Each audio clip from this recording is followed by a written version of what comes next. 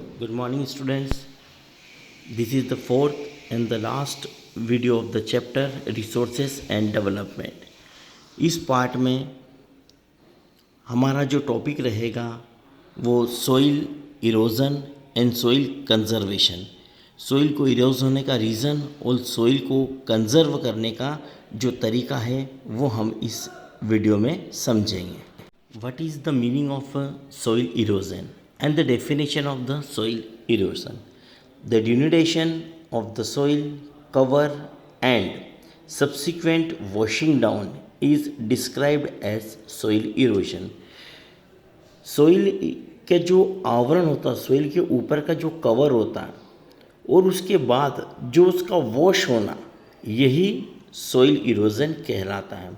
It means कोई सी भी मिट्टी हो, मिट्टी के ऊपर का की जो परत होती है, ऊपर की जो सोइल होती है, वो किसी भी वे से वॉश आउट हो जाना, या तो तरीका वॉश आउट होने का वाटर हो या विंड हो, और जो वॉश आउट होकर हट जाती है उसको सोइल इरोजन कहा जाता।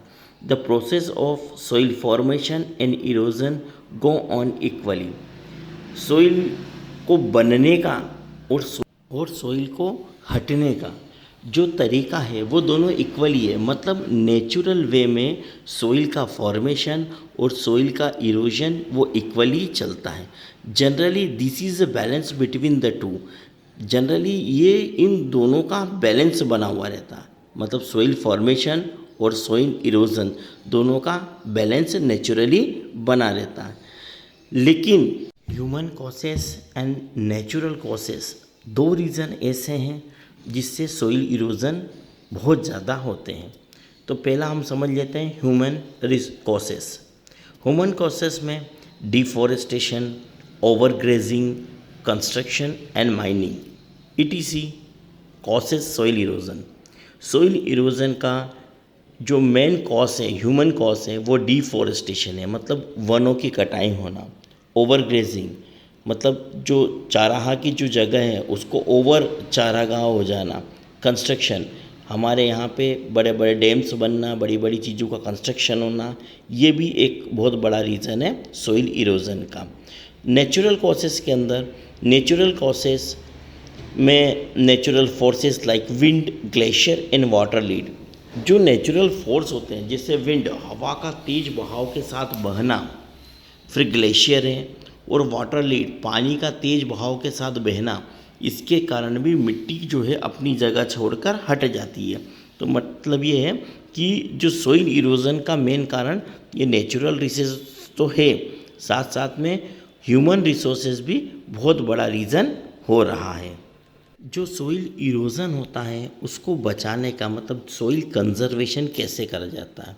तो सोइल कंजर्वेशन के लिए काउंटर प्लॉइंग के की वजह से हम सोइल कंजर्वेशन कर सकते हैं। Ploughing along the counter line can be declare the flow of water down the slope. यहाँ पे फोटो में देखो जिगजैग पैटर्न में आपको क्रॉपिंग सिस्टम बता रखा है। ये जिगजैग पैटर्न में बीच का जो रो है वो वाटर को निकलने के लिए, पानी को निकलने की जगह देने के लिए ये जिगजैग पैटर्न में एग्रीकल्चर का वर्क करा जाता है। दूसरा है स्ट्रिप क्रॉपिंग। स्ट्रिप क्रॉपिंग का मतलब होता है कि एक रो बना देना, एक तरफ क्रॉपिंग का काम करना और एक तरफ छोड़ना। Large field can be divide into strip. बहुत बड़ी जो फील्ड रहती है वो स्ट्रिप के लिए छोड़ दी जाती है। Strip of grass are left to grow between the crops. Crops के बिटवीन में स्ट्रिप्स ग्रास के लिए छोड़ दी जाती है। जो ग्रास रहती है वो this break up the force of the wind.